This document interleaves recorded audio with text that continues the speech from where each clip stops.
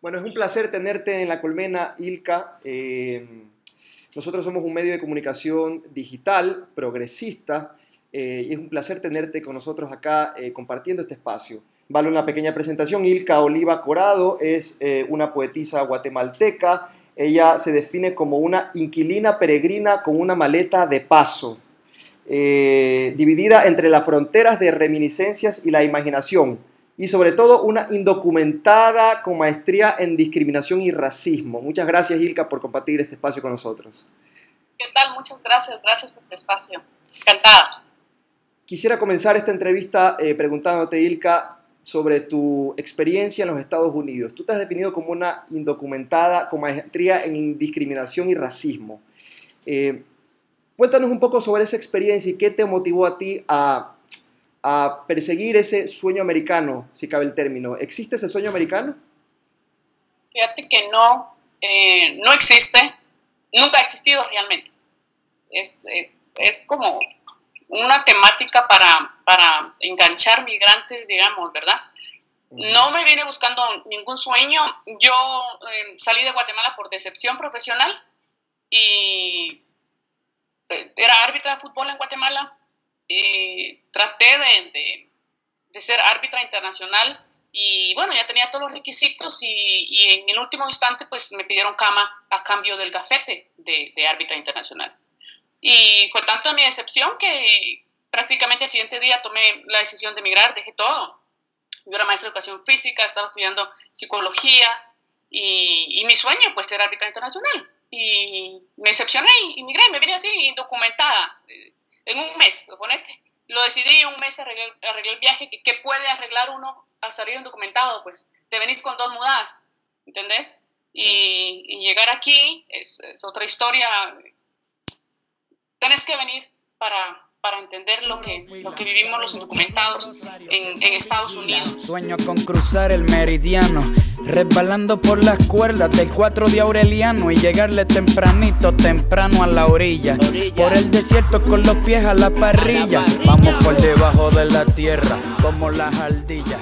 Creo que la situación de los indocumentados es similar en cualquier país del mundo. Los derechos laborales, ¿verdad? Por ejemplo, los derechos humanos,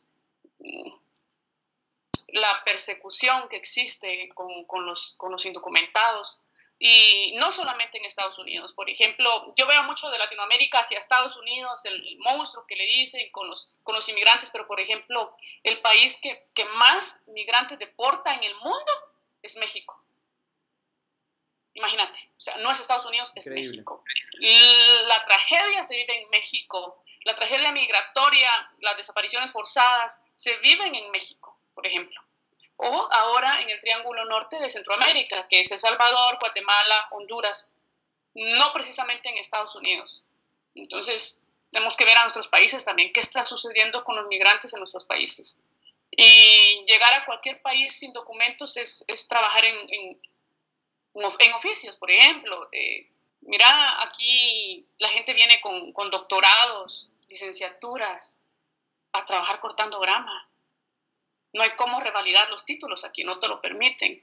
Si no tienes documentos, pagar la universidad, por ejemplo. ¿Me entendés? Entonces, limpieza, niñeras, cortar grama, ayudar en construcción, ¿verdad? Correcto. Fíjate que inclusive me llama la atención la concepción que alguna vez esbozó hace muchísimos años atrás para legitimar la migración, ¿no?, a través del colonialismo. Este filósofo Francisco de Vitoria, en el año 1539, él suscribió la tesis del jus migrandi, como una suerte de derecho natural que tenía, ¿no?, que tenían allá en Europa para poder invadir los territorios del sur global, ¿no?, lo que ahora es América Latina. Ahora que el sistema mundo cambia y que ahora es el sur global el que pide y que demanda poder ingresar, ¿no?, al norte global, parece que el relato cambia. ¿Cómo entender esta doble moral del colonialismo? Las oligarquías. O sea, el trabajo de las oligarquías, excluir, ¿verdad?, a las masas, digamos, proletarias. Nosotros siempre hemos sido y seguiremos siendo portadores de la bandera de la paz. del entendimiento. Pero hay que dejarlo bien claro, y hay que tenerlo bien claro. Con la burguesía contrarrevolucionaria no hay entendimiento alguno. No lo hay ni lo habrá. El sistema del capital que no solo abusa, que utiliza a las masas mundiales, porque ahora lo estamos viendo globalizado, ¿entendés? Claro. Ya no es como decíamos hacia Estados Unidos. Mira la situación de los migrantes de Haití que viajan a República Dominicana. Un hijo de un haitiano nacido en República Dominicana se le está negando la ciudadanía dominicana, por ejemplo. O sea, República Dominicana es Latinoamérica. Por supuesto. Yo creo que las oligarquías son lo mismo en cualquier lugar del mundo, y el sistema del capital es el mismo también que viene de las oligarquías.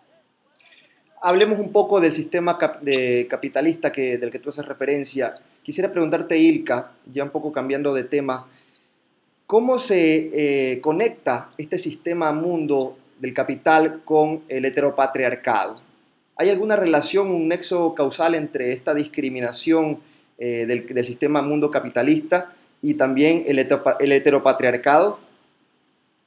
Esas definiciones son muy elevadas para mi nivel de entendimiento. El machismo. El patriarcado, definitivamente. Fíjate que yo he escuchado que la gente dice que el patriarcado viene del capitalismo. Para mí, el capitalismo es un brazo del patriarcado. Entonces, definitivamente, las situaciones de poder del hombre, no solo hacia el género femenino, sino hacia las masas, ¿verdad? Uh-huh. Definitivamente, el peor de nuestros males es el patriarcado. Del patriarcado se deriva la misoginia. Del patriarcado se deriva el capitalismo.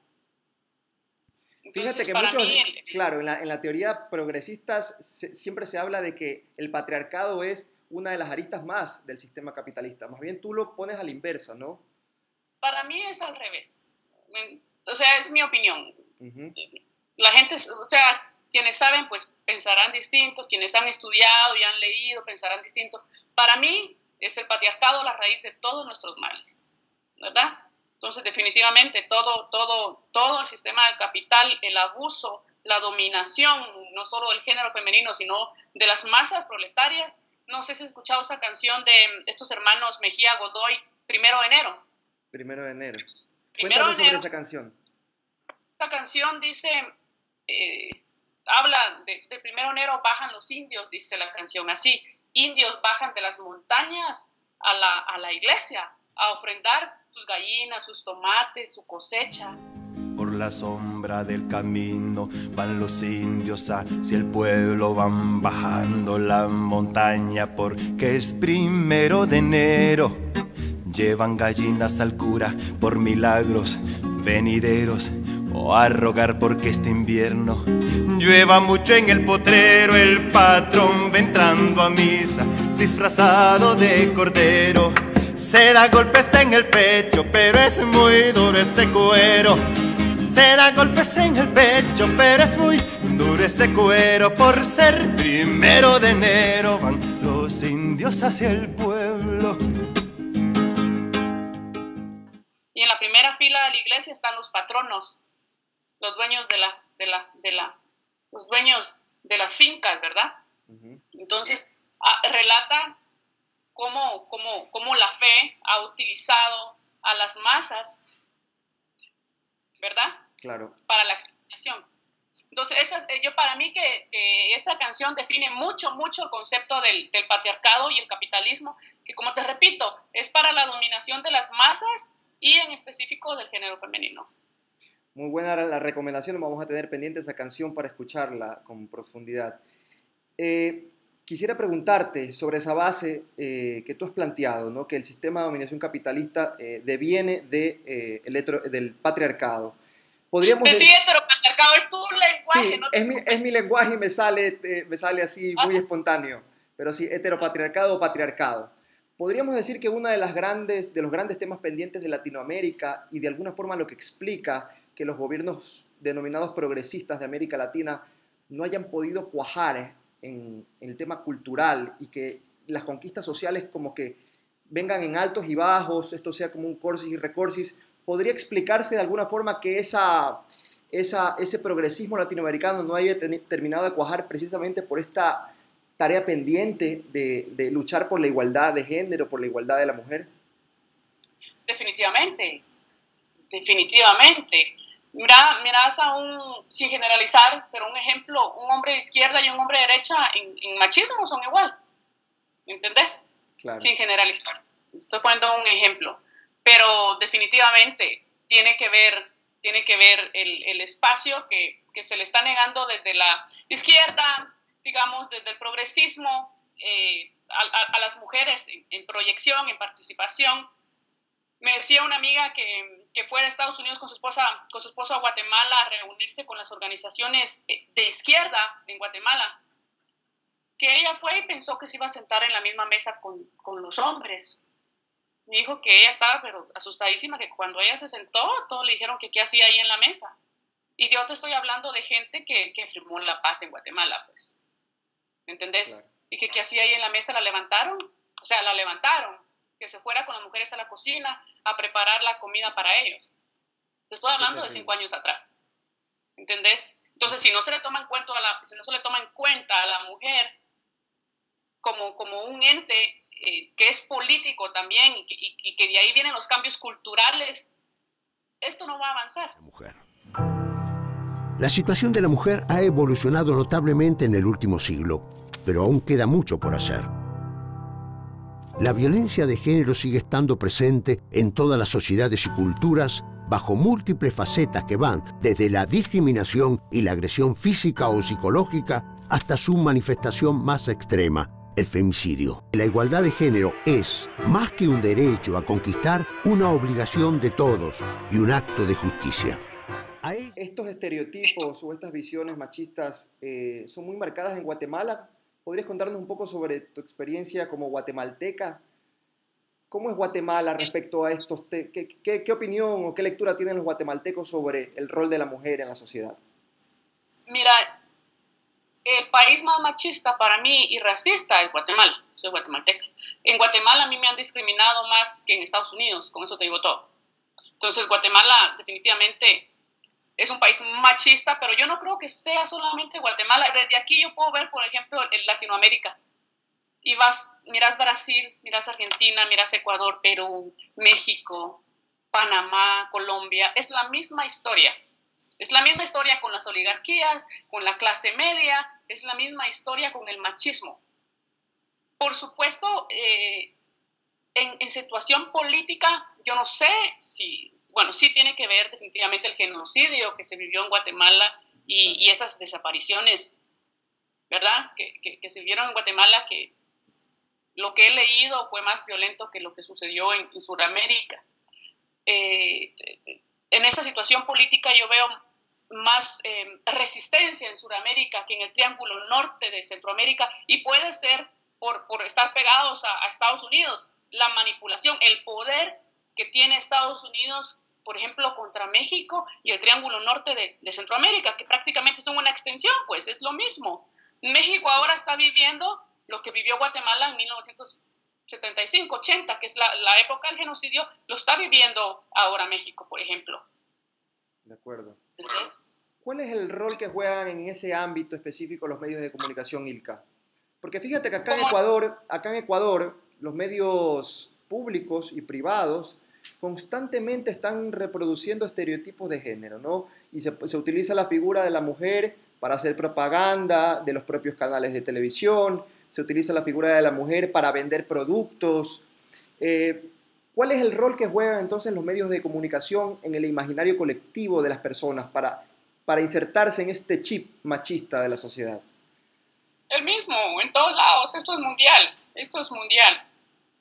Mirad, por ejemplo, los titulares de género.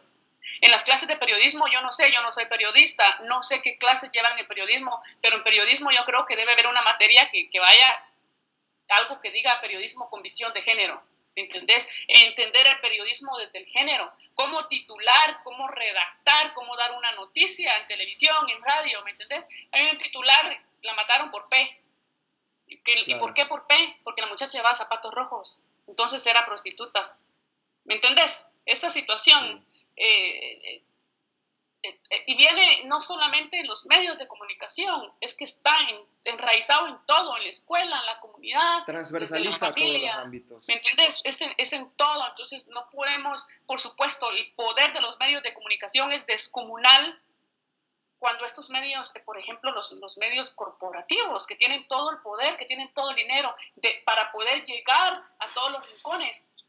Y estos medios influyen en la forma de que la sociedad comprenda una temática.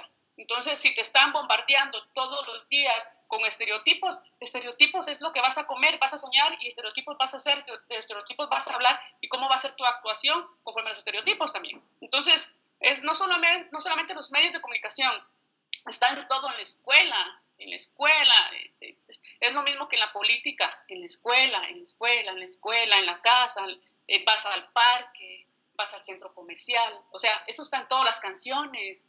Siempre decimos, ¿verdad? El reggaetón, no, escuchas cualquier canción y ahí está la violencia de género, están los estereotipos, está la misoginia, y no es solamente el reggaetón, está en las industrias que reproducen ese tipo de música. ¿Me entendés? Viene un directivo de una empresa disquera y escucha una canción, por ejemplo, bueno, no te voy a dar ejemplos porque no voy a señalar artistas ni géneros, pero escuchan una canción que en esa canción viene la misoginia y viene violencia hacia la mujer, y esa forma de colocar a la mujer como un objeto.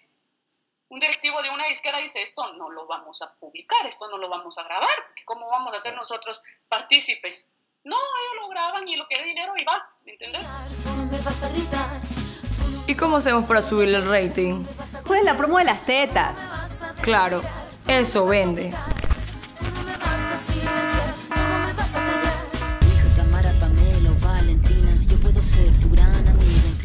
Y la cereza del pastel, las ya acostumbradas perlas del diario Extra, presentando por un lado a la mujer como objeto de consumo y por el otro presentando dos titulares amarillistas sobre casos de femicidio. Un diario que no tiene escrúpulos en lucrar con el sexo y la muerte.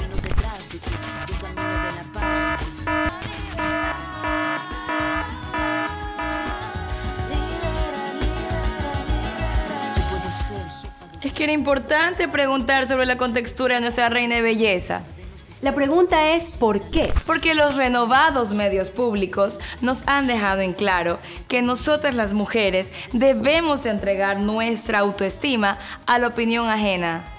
O sea, lo que me están diciendo es que no cuadro con los cánones de belleza y que soy una descuidada ante el resto del mundo. Tú no me vas a someter, tú no me vas a golpear, tú no me vas a denigrar, tú no me vas a obligar, tú no me vas a silenciar, tú no me vas a callar.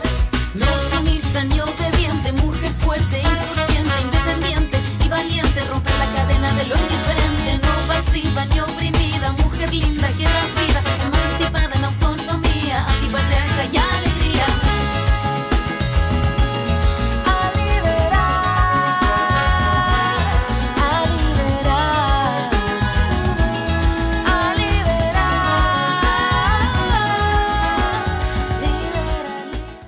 ¿Cuál es el rol que tienen las universidades para combatir la violencia de género y los estereotipos de género? Importantísimo. Mira, por desgracia, yo creo que la educación superior tiene el papel de obedecer a, como tú dices, al heteropatriarcado. Es así, heteropatriarcado, porque es la definición, ¿me entendés? Y obedecer al capitalismo, a doctrinas, el clasismo, a los estereotipos. Entonces, están entre comillas, educando estudiantes para que profesionalmente actúen conforme al sistema. Entonces, no hay una educación que despierte la mente de los estudiantes en cuestión política, en cuestión de género. No hay una educación, no hay un aporte a los docentes La mayoría de docentes entra ¿cuánto dura un periodo en la universidad? 40, 45 minutos, 35. Entra un docente y se dedica a dar su cátedra, no toma 5 minutos de su cátedra para hablar de violencia de género, para hablar de política, para encender la chispa en el alumno. No tiene que ser el periodo completo, una chispa. Claro. Ahí está su deber como ser humano y su deber como docente, y si querés, su deber, a mí no me gusta esa expresión, pero como patriota, digamos, como ciudadano, ¿verdad? Correcto. Entonces, o sea, hay muchas formas de despertar. Yo no creo en la expresión influir, no. Con que despertes, con que este alumno diga, bueno, si lo que dice el profesor es cierto o no, y si lo que él dice no es cierto. Sembrar la curiosidad, ¿no?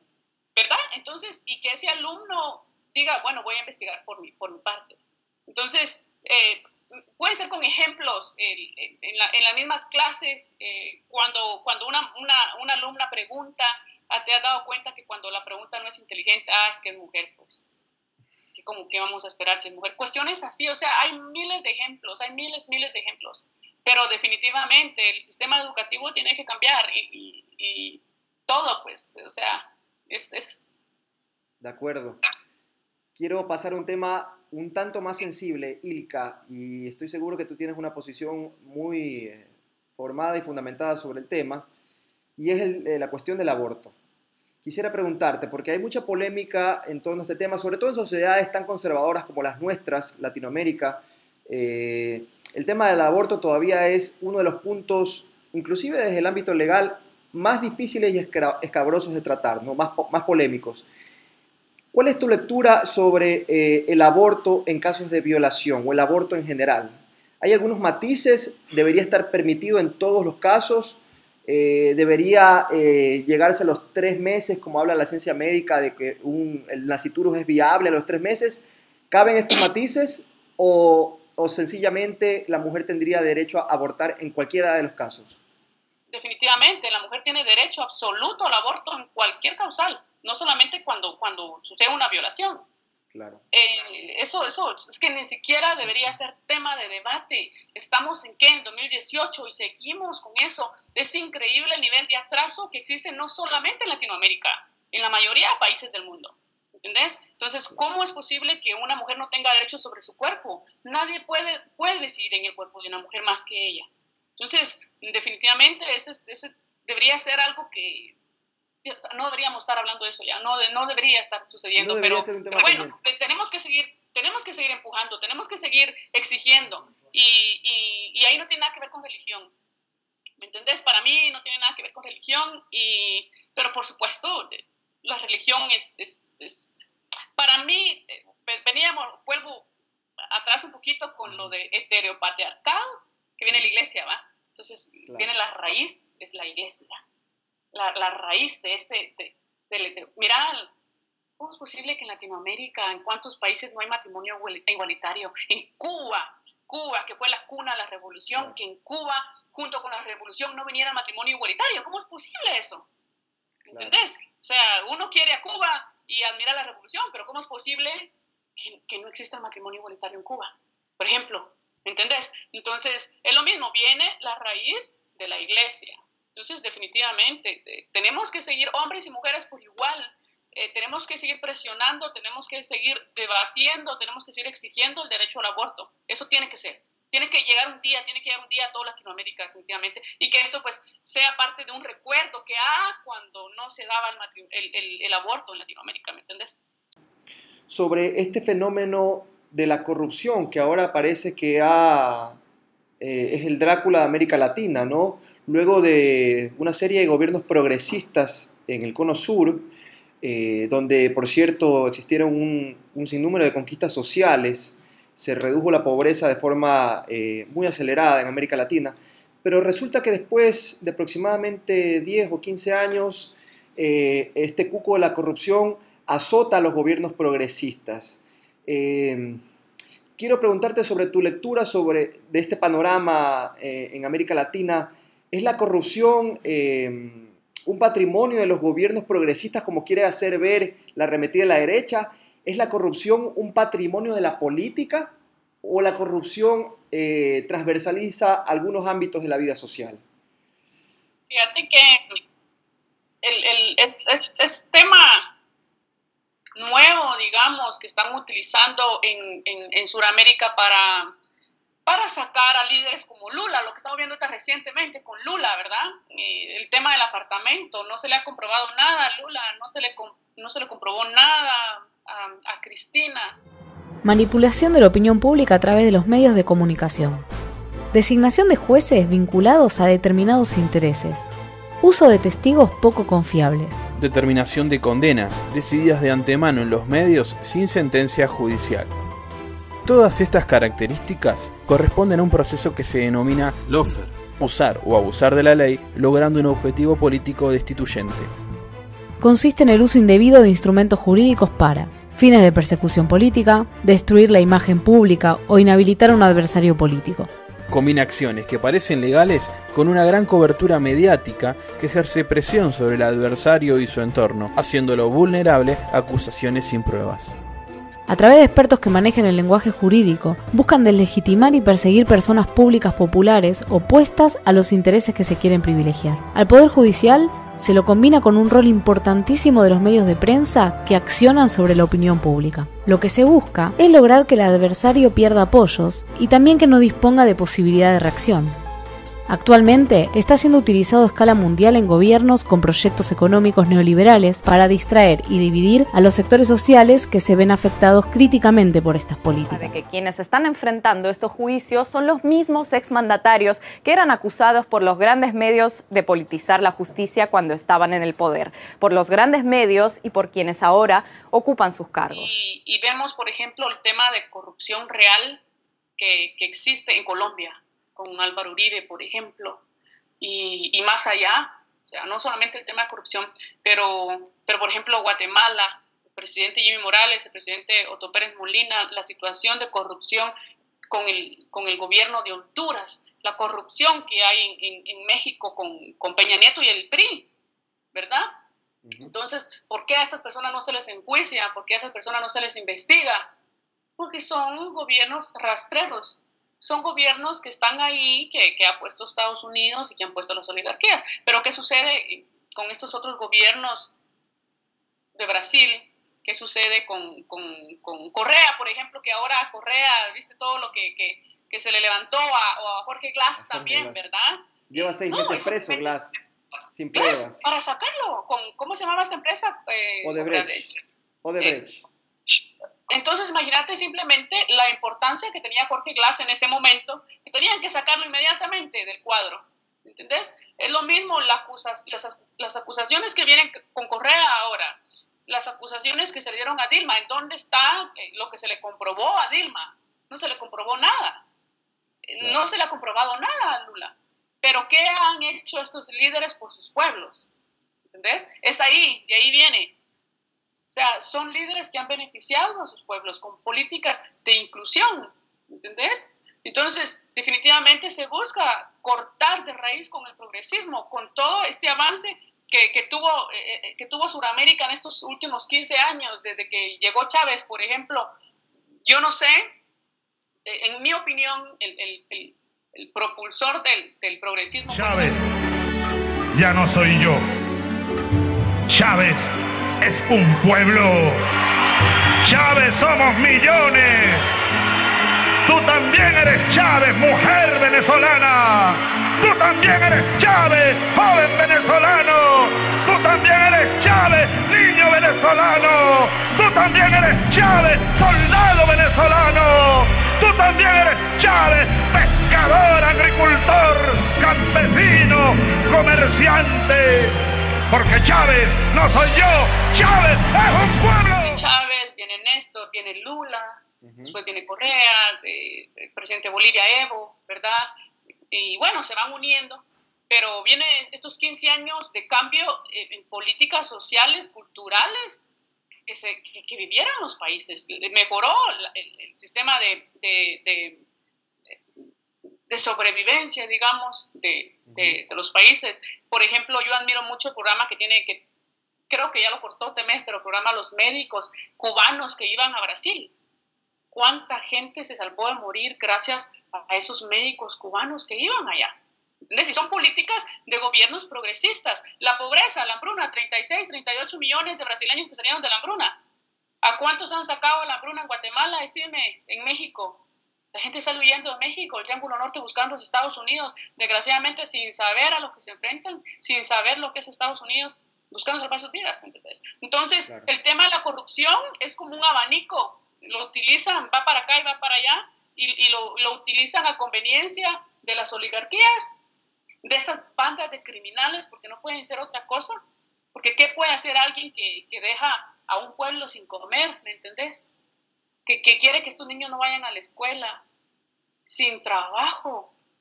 Son bandas de criminales. Entonces, es utilizado por el sistema político. Mira la Corte Suprema de Justicia, la Corte de Constitucionalidad, miras estos congresistas. Todos están a beneficio del puerto capital. Entonces, el tema de la corrupción definitivamente es utilizado lo mismo que el populismo. El tema populismo. Miras al presidente de México y dice populismo refiriéndose al otro candidato de izquierda. ¿Me entendés? Cuando ¿qué es populismo? Es pueblo. Y si hay un presidente que representa a su pueblo, que está para beneficio de su pueblo, por supuesto que es populista. ¿Me entendés? Claro. Populismo. Hay que redefinir el concepto de populismo. Y muchos otros, por cierto. Una de las tareas fundamentales que nosotros como colectivo en La Colmena nos hemos propuesto es redefinir, disputar ciertos conceptos, ¿no? Conceptos como desarrollo, conceptos como libertad, conceptos como democracia. En ese sentido, quisiera preguntarte, Ilka, ¿cómo concibes tú estos tres grandes conceptos, el concepto de desarrollo, el concepto de libertad y el concepto de democracia? Sé que es una pregunta muy amplia, pero nos interesa saber mucho cuál es tu lectura sobre estas nociones que la derecha de alguna forma ha secuestrado. La batalla es cultural, la revolución tiene que ser cultural. Mi generación pensó que nacionalizando los medios de producción y mejorando la distribución teníamos un hombre nuevo. Grave error. Si no cambia la cultura, no cambia nada. La mesa está tendida para que la sociedad frívola los trague y los transforme en consumidores, en pagadores de cuenta, en compradores de felicidad, en cuota. Eso es lo que quiere la sociedad de mercado. Transformarnos nuestro tiempo de vida en una mercadería. Porque esta lucha no es solo por democracia. Esta lucha es por otra civilización. Porque es la lucha por liberar a los oprimidos, pero en el fondo por liberar a los opresores, por una humanidad mejor. Porque la vida es un milagro. El estar vivo es el bien superior. Si la batalla es cultural, la revolución tiene que ser cultural.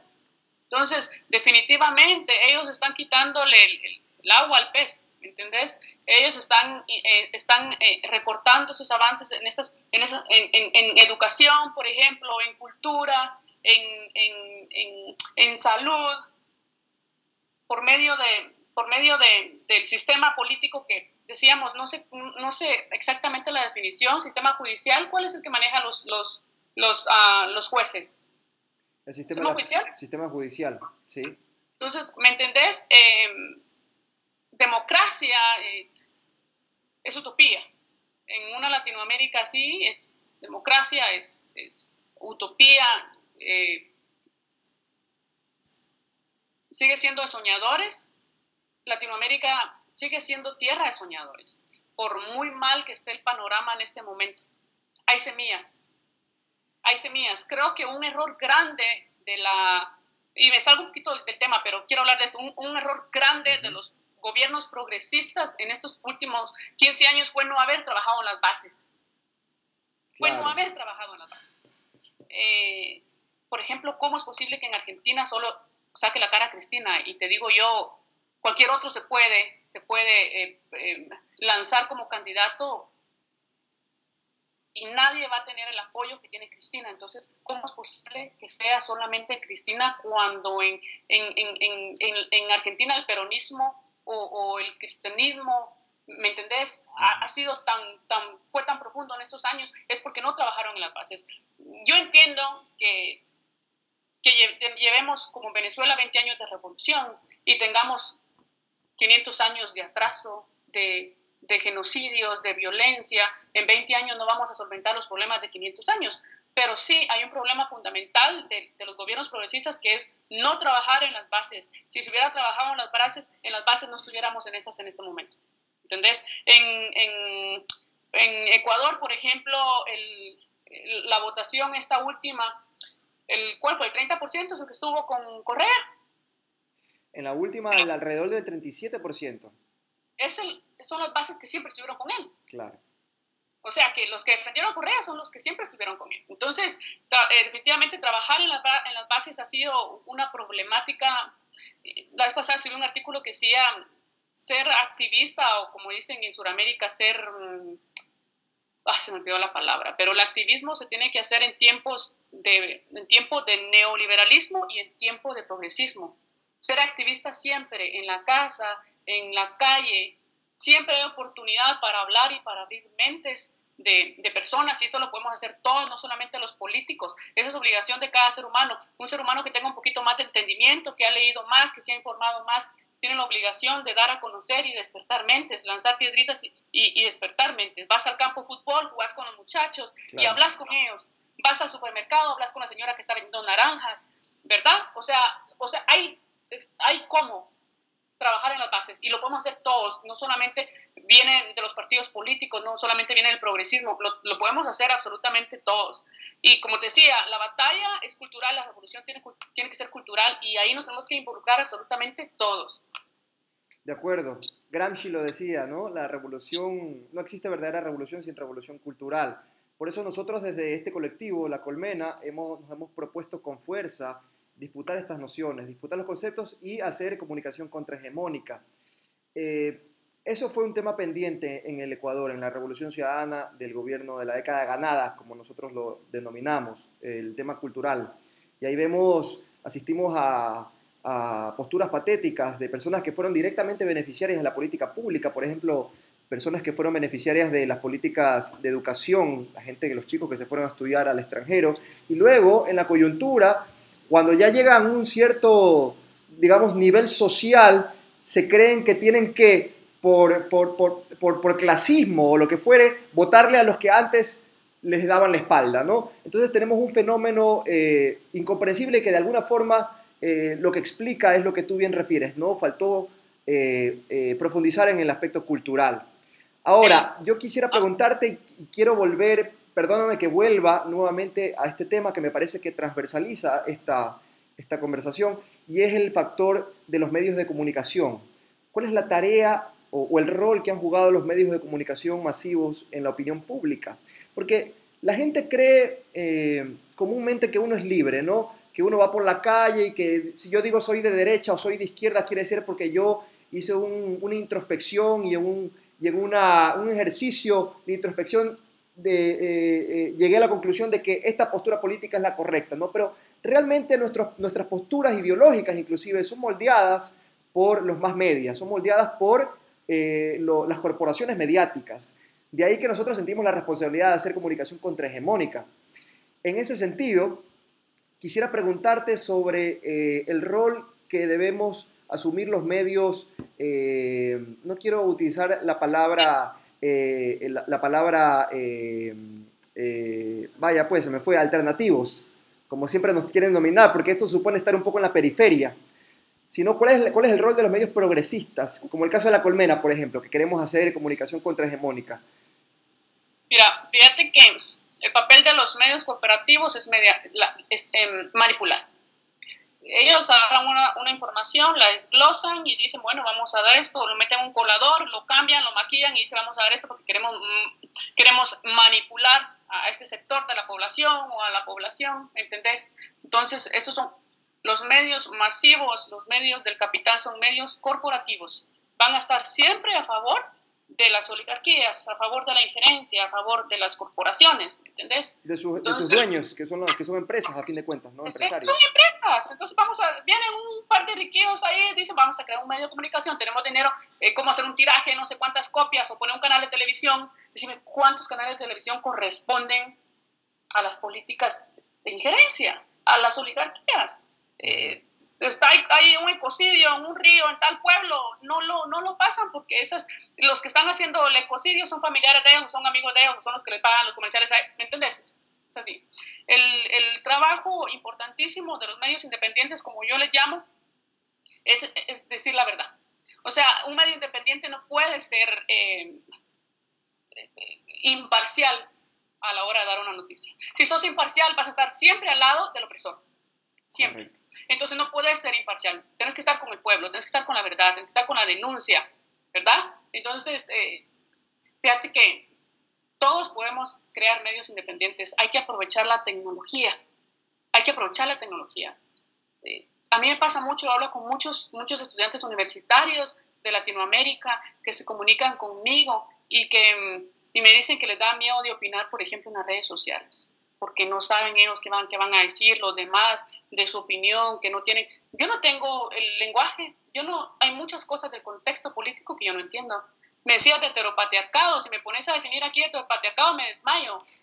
Son conceptos que yo no manejo, pero lo importante es que te expreses, lo importante es que busques investigar, es salirte de la duda. Creas un blog gratuito, puedes crear un blog gratuito y escribir tu opinión, invitas a un grupo de amigos de la cuadra, de la colonia, de la escuela y crean un medio como La Colmena, por ejemplo. Y decís, tenés tus amigos, te vas a echar las cervezas, muchachos, ¿por qué no hacemos esto y damos esto? Y hacen un medio y lo comparten y dan su opinión. O sea, lo importante es no quedarse uno pasivamente, en silencio, porque el que calla otorga, el que calla solapa, ¿verdad? Es que en boca cerrada no entran moscas. Muchas cosas, pero es obligación de todos. Entonces, esto de los medios independientes yo siempre lo veo como algo popular, algo del pueblo. Estudiantes universitarios, o por ejemplo, leía que en Uruguay hay un periódico de niños que limpian zapatos. Wow, hay un periódico, ellos hacen el periódico, es como una revista, le hacen no sé si 100 copias y ellos escriben ellos mismos y hacen el periódico, el tiraje y lo reparten. No sé en qué lugar de Uruguay, pero eso sucede. Entonces, sí. ¿Qué puede dar un zapatero? Está en la calle, ve lo que sucede en la calle, ve la experiencia, ¿me entendés? La calle. Entonces, es la realidad palpable de lo que es un obrero, lo que es el pueblo. Entonces, si un muchacho que es zapatero, si yo que limpio casas lo puedo hacer, ¿cómo no lo va a hacer alguien que es graduado de la universidad o que está yendo a la universidad o que tiene diversificado? ¿Entendés? Entonces, yo siempre veo una obligación mayor conforme vos vas adquiriendo un nivel educativo. Entonces, siempre hay un nivel mayor con la sociedad. Y es una obligación que tenemos todos los seres humanos, independiente de tu profesión. Es que yo soy doctor, yo no podría, yo soy arquitecto, yo no podría. Claro que sí, todos somos políticos, todo gira alrededor de la política. Humanamente todo gira alrededor de la política. Entonces, definitivamente es obligación, es una responsabilidad que tenemos como seres humanos, crear medios. Si usted pues no quiere crear un medio con un grupo de compañeros, pues cree un blog, escriba, grábese un video, vaya por la calle con su celular, ya que todo el mundo tiene celular ahí que anda grabándose, vaya en la calle y usted dice mi opinión sobre tal cosa, si tal y tal cosa, lo comparte. Esa opinión la van a ver 100 personas, pero a una persona le va a llegar. Con que a esa persona le llegue. Usted ya encendió una mechita, ¿entendés? Entonces, sí. Ese es el trabajo de los medios independientes como La Colmena.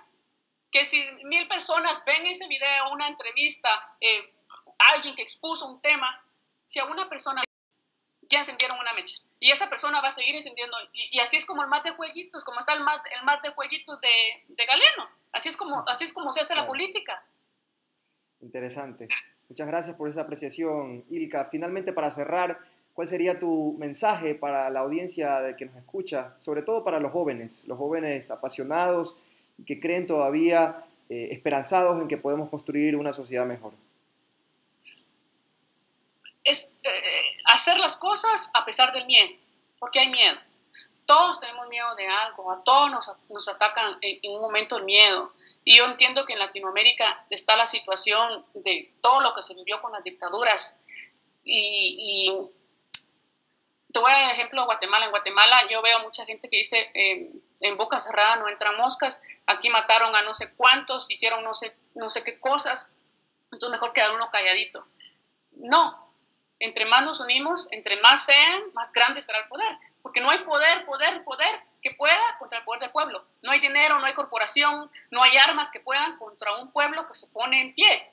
Un pueblo despierto. Entonces el deber de la juventud es indagar, cuestionarse, preguntarle al profesor. Si el profesor no le responde, investigar por sus propios medios. Aunque el profesor le responda, investigar por sus propios medios. Investigue un tema, investiguelo por 4 o 5 caminos distintos, porque solo así es como uno va a formar su propio concepto, su propio pensamiento, ¿verdad? Así es como tu análisis, así como vas a analizar.